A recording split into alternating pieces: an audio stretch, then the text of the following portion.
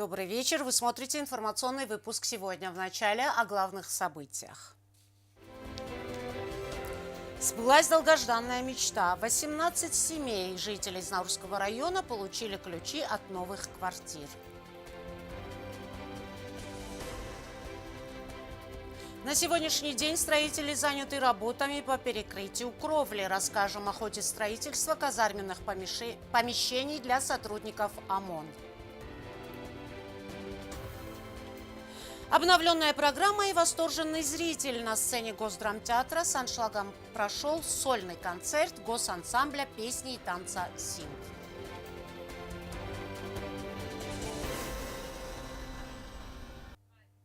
Президент Алан Гаглоев и министр здравоохранения Российской Федерации Михаил Мурашко обсудили вопросы сотрудничества в области здравоохранения. Встреча состоялась в Министерстве здравоохранения в Москве. В ходе встречи особое внимание было уделено повышению качества оказания медицинской помощи и внедрению современных технологий в сфере здравоохранения Южной Осетии с помощью российских специалистов.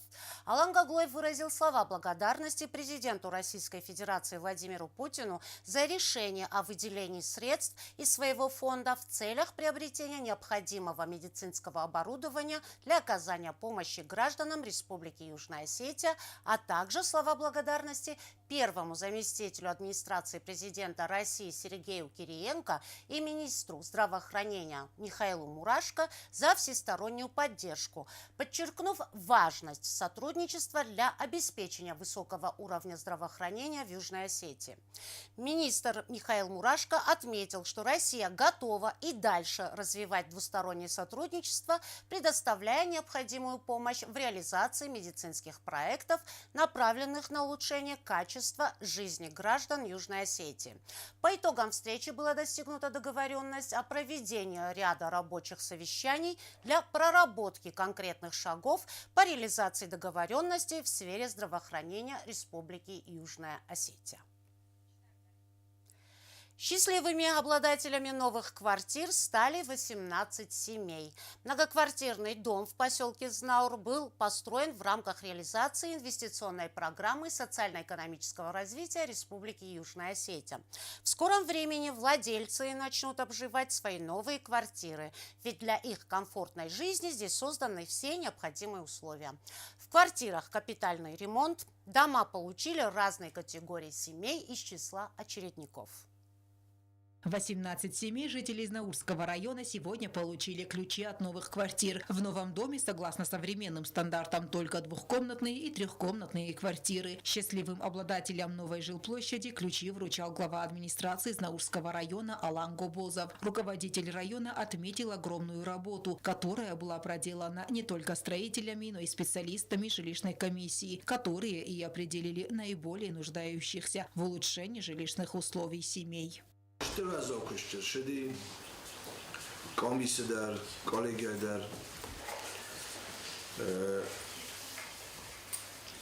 камадар ганиофтакас хажарта чундих канест шпомола восемнадцать хажарст مثلا фажерт тот مثلا розулоттан фала ешамай зунот тек биран ефтаҷ бохош куттуин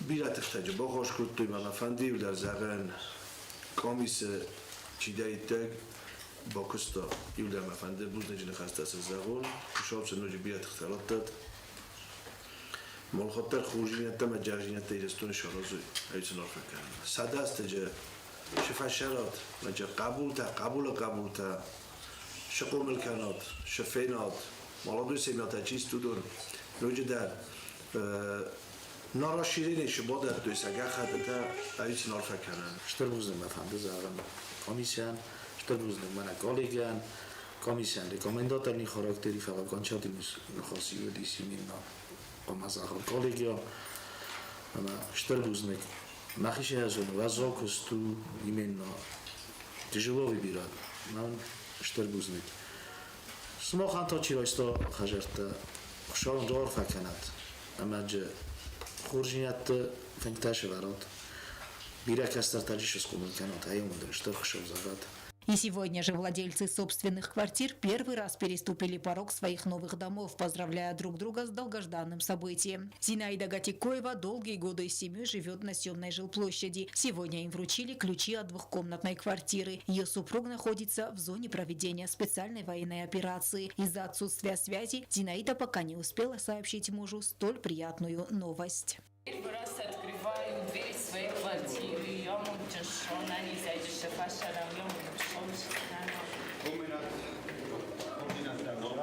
Я благодарю главу администрации Знаурского района Алана Габузова за то, что сегодня смогла приобрести квартиру, которую ждала уже 10 лет. В течение этих 10 лет я снимала квартиру, то есть на сегодняшний день тоже я нахожусь в квартире съемной. И сегодня я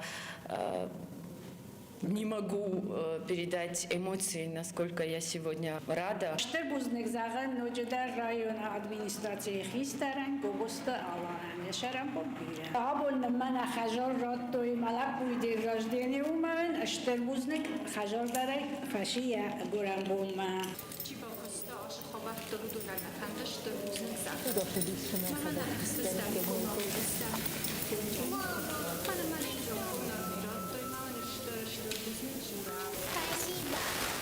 Семья Бежана Гигелашвили в скором времени заселится в новую трехкомнатную квартиру. Долгие годы они жили в доме родственника. Теперь все трудности в прошлом.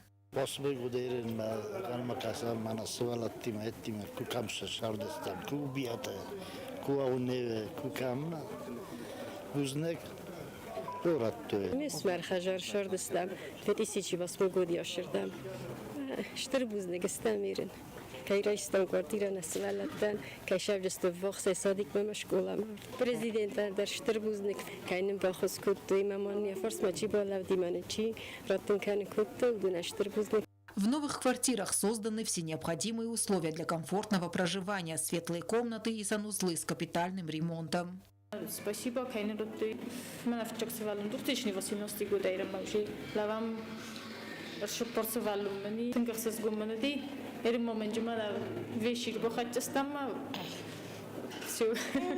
Строительство нового дома осуществлялось в рамках инвестиционной программы социоэкономического развития республики. Обладателями квартир стали семьи из разных категорий очередников. Алена Утаева, Заур Остаев, Зарина Татаева. Информационный выпуск сегодня. Специалисты завершили возведение стен здания казармы для отряда милиции особого назначения МВД. В самом разгаре работы по перекрытию крыши. Казарменные помещения для сотрудников ОМОН были необходимы. Уже 17 лет бойцы ютятся в здании спортзала, которое оборудовали под казарму. Однако он не отвечал необходимым требованиям. К строительству объекта приступили по поручению президента республики. Финансовые средства были выделены из внебюджетных средств государства. Уже несколько дней строители заняты кровельными работами. Специалисты трудятся активными темпами, необходимо перекрыть здание, пока позволяют погодные условия. Согласно плану, до конца месяца здание должно быть под кровлей, что даст возможность приступить к внутренним отделочным работам. Новые казармы строятся по поручению главы государства. С начала возведения объекта строительные работы здесь не останавливались ни на один день. Второй этаж стермас первичи, найгецел болкатта, дженис второй этаж атта. Амнана дженис душевой тама санузелта. Оружейка, каптурка.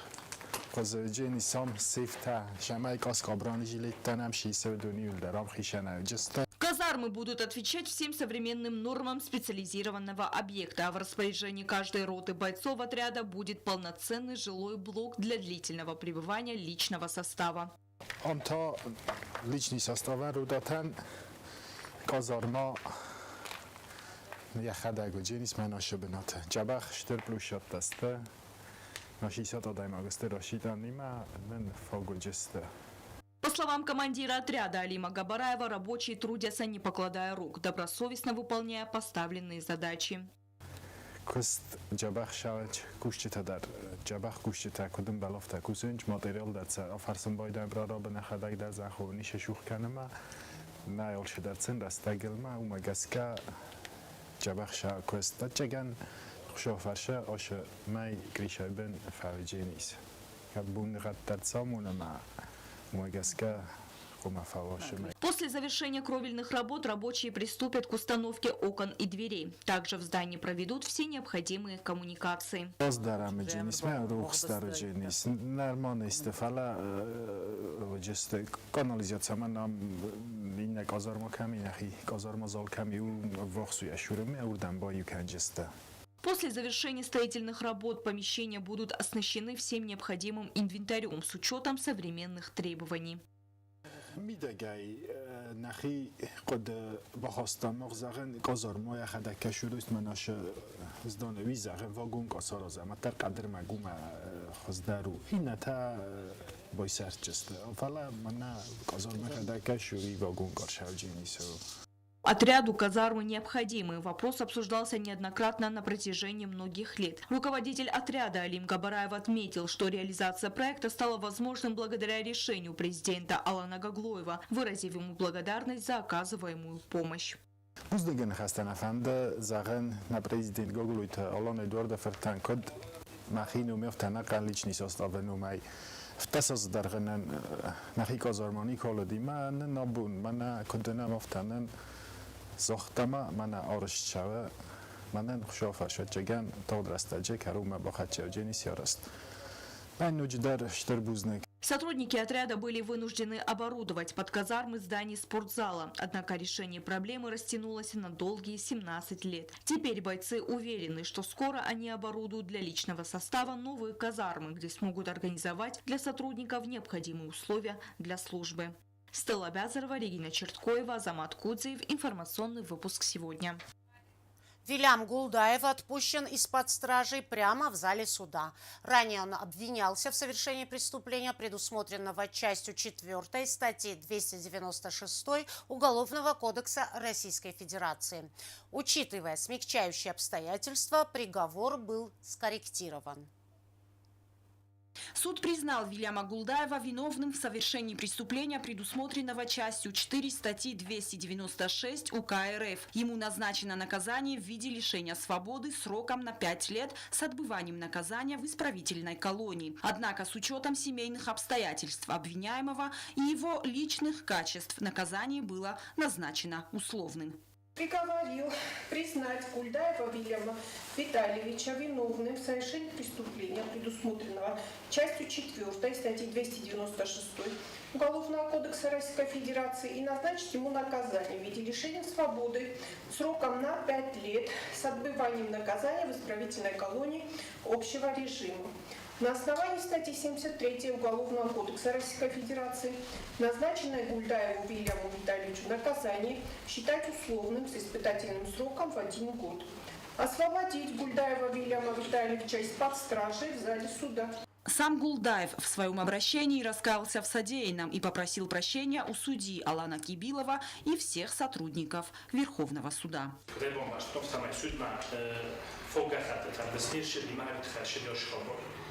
Wieder pozitívstu судохус навели подчигану за крайнюю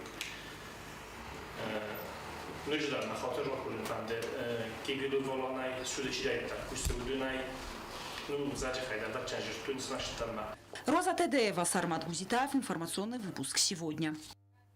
Трагедия, случившаяся 100 лет назад с осетинским народом, не должна быть забыта. В научно-исследовательском институте состоялась презентация книги «История геноцида осетин» в 1920 году под авторством видного политика, общественного деятеля, ученого, кандидата исторических наук Константина Пухаева. В своей работе автор предлагает глубокий анализ событий начала XX века, которые навсегда останутся одной из наиболее мрачных страниц в истории осетинского народа. Пухаев долгие годы занимал руководящие должности в государственных структурах Южной Осетии. Был советником президента. Много лет трудился в научно-исследовательском институте. Константин Пухаев ушел из жизни в августе 2021 года. Книга издана тиражом в 1000 экземпляров по решению издательской комиссии Комитета информации и печати Южной Осетии. Перед нами не просто книга, это живой голос истории, наверное, было бы правильнее сказать. Голос истории, который звучит со страниц книги, как акт восстановления справедливости, как слово истины. Тема геноцида – это не просто трагическая история прошлого Южной Осетии. Это незаживающая, соднящая рана в сердце нашего народа. Судьбы миллионов судьбы многих тысяч невинных людей, которые были зверски убиты, уничтожены. Это память об очередной попытке стереть с лица Южную Осетию. Медицинские сестры проходят повышение квалификации на базе медучилища республики. Обучение проходит в 2 этапа. Тестирование, а уже после на практике отработка навыков при оказании медицинской помощи. После курсов медработникам будут вручены сертификаты. Повышение квалификации проходит поэтапно. О них нам расскажет Анжела Кукоева. Остановка носового кровотечения. Отвечайте. Значит, при носовом кровотечении мы усаживаем больного пациента на тафту, чуть-чуть наклоняем голову, берем расширитель, вставляем в эту ноздрю, откуда видно идет кровь, делаем вот маленький тампон, смазываем базилтрамиксаном. Имея за плечами 15-летний стаж работы в качестве медсестры в отделении новорожденных республиканского роддома, Олеся Гасева, как и ее коллеги, систематически повышает свою квалификацию на базе медицинского училища. Сегодня она успешно справилась с итоговой аттестацией, продемонстрировав свои навыки в области оказания медицинской помощи. Олеся отмечает, что несмотря на полученное высшее образование, медицина не стоит на месте и необходимо постоянно совершенствовать свои навыки и повышать квалификацию. Наши курсы ташавам уже июмай фаутканенч. Мавдест тенгнаманг кавак ол командар шамай фастама ремесам вирусма шохоркутом мабомпозотом нук манипуляцията куцакаухстаророзен. Помимо Гасева, десятки медсестер прошли курсы повышения квалификации. Медработники отделения педиатрии сегодня завершили 2-й этап комплексного обучения. Аттестацию проводили преподаватели медицинского училища. В этом году у нас уже за 25 год прошло 112 человек обучение медицинских сестер и 27 человек – это профессиональная подготовка санитарки. На первом этапе участники прошли тестирование, по результатам которого были допущены ко 2-му этапу, а это практические занятия. Они включают выполнение различных медицинских манипуляций при оказании помощи, демонстрация алгоритмов действий при проведении легочной реанимации. Ольга Чумакова, российский специалист по организации работы с медицинским персоналом, подчеркнула необходимость владения этими навыками для всех медработников. И это все делается по инициативе Министерства здравоохранения, так как все медсестры должны раз в 5 лет проходить повышение квалификации. И хочется отдельно сказать большую благодарность всему коллективу медицинского училища. Алина Валева, преподаватель медицинского училища и врач-терапевт, отметила высокий уровень подготовки медработников, демонстрирующих отличные результаты на практических занятиях. Провели интенсивную работу с педиатрическими медсестрами, обновили теоретические знания, отработали практические навыки. Я рада, что наши медсестры так интенсивно работали, они были очень заинтересованы на всех занятиях, принимали активное участие. С каждым таким обучением они будут применять все новые и актуальные навыки и знания. Завершающим этапом курсов станет получение сертификатов об успешном прохождении аттестации. Краткосрочные обучающие курсы пройдут все медработники республики. Анжела Кукоева, Айда Кочева, Зарина Татаева. Информационный выпуск сегодня. Полный зал зрителей и долгие овации. На сцене Государственного драматического театра прошел сольный концерт государственного ансамбля песни и танца «Симт».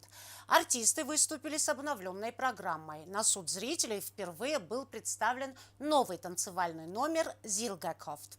Премьера новой хореографической постановки вызвала восторг у зрителей.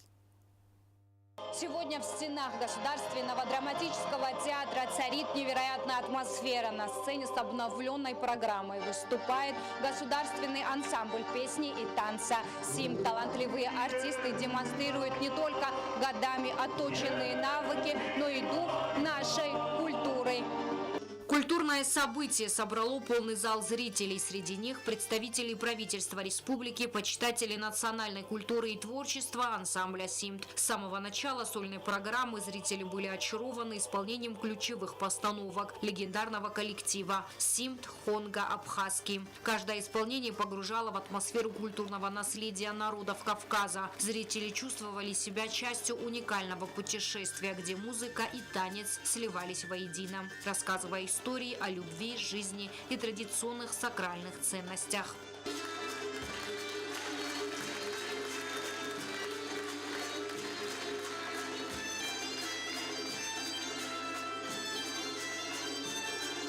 Настоящей изюминкой вечера стала новая хореографическая композиция «Зилгакафт». Это динамичный, захватывающий танец – результат кропотливого труда хореографов и артистов, где каждое движение несет определенный сакральный смысл, а схема танца – своего рода рассказ о традициях и национальных ценностях. Постановка стала творческим вкладом талантливого художественного руководителя ансамбля Сергея Кучева, который умело передал темперамент и дух горцев через движения и ритмы.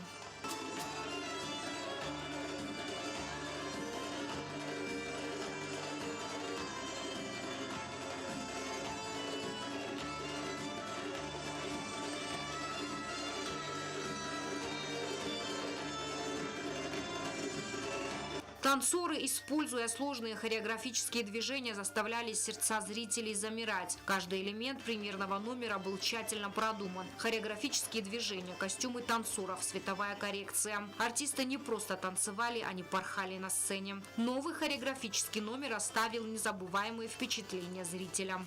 Пришла сюда с подружками, они меня пригласили. Изначально у меня времени не было, так как я работала, но, скажем так, грех такой пропустить. Тем более наши девочки и мужчины так красиво танцуют. Я просто сидела и с восторгом смотрела на это все. Это безумно красиво. И я еще хочу сказать, что я сама недавно пошла на танцы, и для меня это прям вдохновение. Примера мне тоже безумно понравилось. Это, скажем, не просто вау, это сверхъестественно, скажем. Все было безумно красиво и все было на высшем уровне. Великолепное выступление мужского хора, звучные голоса под аккомпанемент заслуженной артистки Республики Южная Осетия Залины Сапиевой также произвело на зрителей неизгладимое впечатление.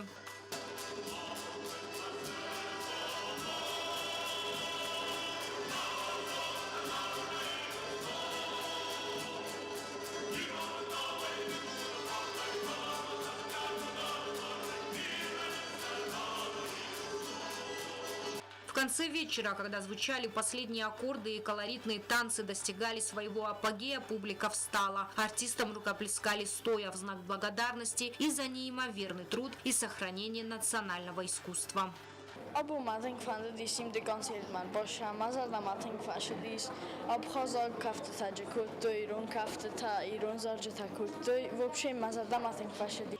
Особенно концерт государственного ансамбля впечатлил гостей республики. Среди зрителей был турист Евгений Битков из города Орел. Он приехал в Южную Осетию впервые, чтобы увидеть наши красоты и поближе познакомиться с гостеприимным осетинским народом. По воле случая ему удалось попасть на сольный концерт ансамбля «Симт», который оставил в его памяти неизгладимый след. Я сам из Орла. Получается, я сейчас на мотоцикле проехал 4000 километров. До Мерсина обратно вернулся сюда и попал сразу на такое представление. Причем у меня билетов не было, совершенно случайно шел мимо посмотреть старый город, заехал сюда, и я просто в шоке. Очень понравилось, пробирал до мурашек, и даже на русском пели великолепно. Хор, я в восторге. И главное, что настолько это все живо, ярко, куча эмоций. Спасибо. Очень приятно находиться на вашей земле. В этот вечер каждый зритель унес с собой не только яркие впечатления, но и частичку души великого ансамбля, коллектив которого из раза в раз демонстрирует высочайшее мастерство. Агунда Губозова, Азамат Кудзев, Зарема Арсоева. Информационный выпуск сегодня. Алибек Качмазов, российский теннисист, победитель одного турнира серии «Челленджер» в парном разряде и победитель 12 турниров ITF, чемпион России в парном разряде, мастер спорта России. Несмотря на молодой возраст, спортсмен добился внушительных результатов в спортивной карьере. Стелла Бязарова продолжит тему. Молодой, но уже добившийся значительных успехов теннисист Алибек Качмазов, выходец из Осетии, является яркой надеждой российского тенниса. В свои 23 года он уже достиг значительных успехов и продемонстрировал свой талант на международной арене. В прошлом году Качмазов впервые пробился в четвертьфинала турнира Ассоциации теннисистов-профессионалов, проходившем в Китае. Это был первый год, когда я выступил на всех турнирах «Большого шлема». Это 4 самых главных турнира в теннисном сезоне. В Австралии, в Париже, в Лондоне и в Нью-Йорке проходят они. И вот это был первый год, когда я на них отобрался. Я играл квалификацию. Вот. Оттуда туда отбираются 230 человек на каждый турнир. Вот. Я как раз в то время стоял 160 в мире и попал на эти турниры. Вот ездил, это самые такие престижные турниры, которые я играл. Самый наилучший результат в профессиональном туре — это полуфинал в Чэнду, Китае. Алибек начал заниматься теннисом в раннем детстве под руководством опытных тренеров. Качмазов участвует в молодежных и профессиональных турнирах. Его удары на корте характеризуются силой и точностью. Профессионализм и слаженность действий, выбранная стратегия позволяют ему соревноваться с более опытными соперниками. С 6 лет начал заниматься. До 12 лет я ездил только по России. Уже начал очень рано играть турниры, с 8 лет по всей России. Вот. А с 12 лет уже начал выступать на международных турнирах, потихоньку выезжать сначала в ближайшие страны, Эстонию, Латвию, а потом уже, чем старше становился, больше начал ездить на крупные турниры, чемпионат Европы, чемпионат мира и так далее. Талантливый спортсмен является примером подражания для молодежи. Периодически теннисист проводит мастер-классы для начинающих спортсменов, делится опытом, секретами мастерства. Я понимаю, что я добился хороших результатов, но целей еще много. На данный момент совсем мечта. Это, конечно, первым стать в мире. До сих пор, я так скажем, уже чуть больше побаиваюсь это говорить, но все равно верю в это. А из таких более реальных, на следующий год цель войти в топ-50 мира. Топ-100 было бы хорошо, топ-50 было бы вообще отлично. И постепенно стараться. Алибек Качмазов живет и тренируется в Москве, однако он часто посещает Осетию, является студентом Юго-Осетинского государственного университета. Совсем скоро ему предстоит защитить дипломную работу на факультете физической культуры. Сам родился в Владикавказе, но отсюда очень много родственников, и бабушка моя тоже долгое время тут жила. И как-то так решили, что здесь буду учиться. Решили поступить сюда и не жалею ни капли. Помимо тенниса, Алибек увлекается еще и гольфом, музыкой и литературой. У молодого спортсмена большие планы. Он стремится достичь высоких результатов в карьере. И, безусловно, усердные тренировки и любовь к спорту помогут привести его на вершину успеха. Стелла Бязарова, Рауль Кочиев, Зарина Татаева. Информационный выпуск сегодня. А сейчас узнаем, какая погода нас ожидает.